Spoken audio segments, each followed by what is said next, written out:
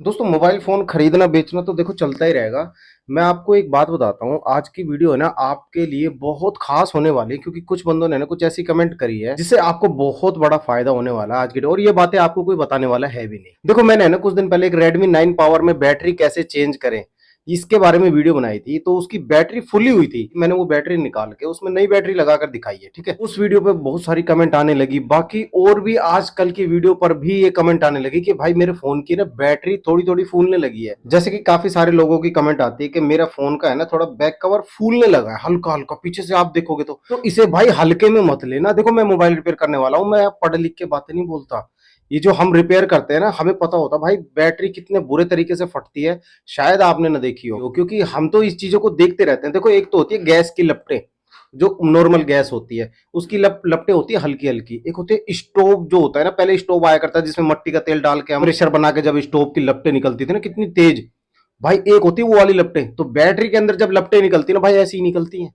तो इसीलिए ध्यान रखना इस चीज पे। देखो काफी सारे भाई मुझसे कमेंट करके ये पूछते हैं भाई मेरे फोन का पीछे से बैक कवर हल्का सा फूलने लगा है तो क्या मैं बैटरी चेंज करा लूं? भाई मेरे ये पूछने की जरूरत नहीं है आपको। तो मैं ना आपके लिए 7 पॉइंट इकट्ठे करके दे रहा हूँ और ये 7 पॉइंट आप अपने दिमाग में रखना, आपकी सारी कंफ्यूजन दूर हो जाएगी, आपके सारे डाउट क्लियर हो जाएंगे। देखिए सबसे पहले मैं आपको बताता हूँ, सबसे पहली बात तो मैं आपको ये बताता हूँ कि बैटरी फूल जाए तो आपको क्या करना चाहिए। सबसे पहले आपको लिमिटेड चार्ज करना चाहिए अपने मोबाइल फोन को, 1 डेढ़ घंटे चार्ज करना जब तक आप बैटरी चेंज नहीं करवा रहे हैं, ठीक है? देखो एकदम से तो प्लान बनता नहीं है, बंदा वेट करता है कि अगले हफ्ते चेंज कराऊंगा या फिर अगले महीने बैटरी चेंज कराऊंगा, पैसे आ जाएंगे जब।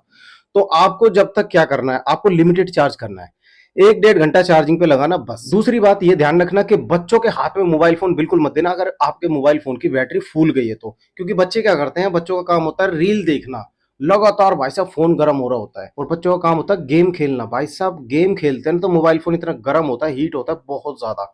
भाई एक गलती है ना बिल्कुल मत कराना, हाथ जोड़ रहा हूँ आपके। अगर बच्चे के हाथ में फोन दे रखा आपने और बच्चा गेम खेल रहा है और बच्चे ने चार्जर लगा रखा, देखो भाई देखो बच्चे तो बच्चे होते हैं, उनमें इतनी समझ थोड़ी होती है, हमें पता होता है इस चीज के बारे में। चार्जर लगाकर अगर बच्चा गेम खेल रहा है तो आपका मोबाइल फोन और ज्यादा गर्म होगा, ठीक है? ध्यान रखना इस चीज का। एक तो बच्चों के हाथ में फोन नहीं देना, और दूसरा आप भी ऐसी गलती मत करना कि चार्जर लगा के फोन को यूज कर रहे हो अगर बैटरी आपकी फूलने लगी है तो। तीसरे नंबर पे आपको बताता हूँ, जब आप सोने जाते हैं तो अपने तकिए के आसपास मत रखिए मोबाइल फोन को। आजकल हमारी ये आदत बनी हुई है, जब हम बिस्तर पे जाते हैं ना तो फोन को देखते देखते ही हमें नींद आती है ना, तो आप अपने पास रख के मत सोइए उसको, अपने से कम 3-4 फुट दूर रख के मोबाइल फोन को जब सोइएगा, ठीक है? और चार्जिंग पे लगा के बिल्कुल मत सोना अगर आपके फोन की हल्की सी बैटरी फूल गई है।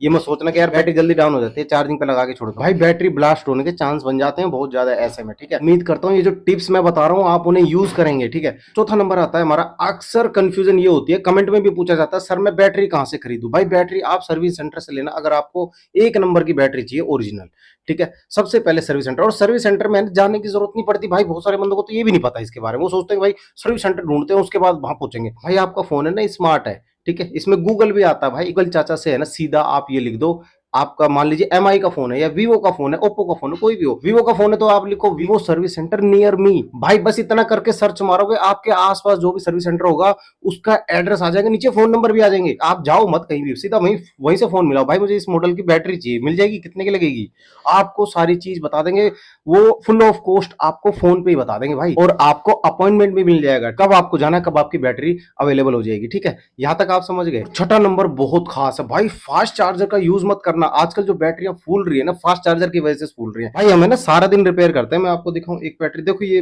बैटरी है ना, जैसे कि ये देखो कितनी पतली बैटरी है, ये फूल जाती है भाई फास्ट चार्जर यूज करने से ही फूलेगी। देखो फास्ट चार्जर में क्या होता है, वो जल्दी जल्दी पल्स देता है फास्ट चार्जर, ठीक है? उसकी वजह से बैटरी जल्दी चार्ज हो जाती है। अब मान लीजिए आपका mobile phone fast charging support नहीं कर रहा, मगर वो क्या करेगा भाई, फुला देगा आपके फोन की बैटरी को, ठीक है? समझ गए? फास्ट चार्जर का यूज बिल्कुल मत करना। 7वें नंबर पे ना आपको एक चीज बताता हूँ, बहुत सारे बंदे ना यूट्यूब पे वीडियो बना के दिखा रहे होते हैं, बैटरी फुली होती है ना उसमें सुई मार के पंक्चर करना दिखा रहे होते हैं। गलती बिल्कुल मत करना भाई साहब, हम लोगों को एक्सपीरियंस होता है और ये चीज है ना हम करते भी नहीं है कस्टमर के साथ, कभी नहीं करते भाई, मैं तो नहीं करता। बहुत सारे बंदे क्या करते हैं, दुकान पे बैटरी चेंज कराने जाते हैं, उसके उसके मोबाइल फोन की बैटरी पंक्चर करके उस पर टेप लगा के बंदा पैक करके कह देता है कि भाई मैंने बैटरी चेंज कर दिया। ऐसे बहुत सारे केस देखे हैं मैंने, ठीक है?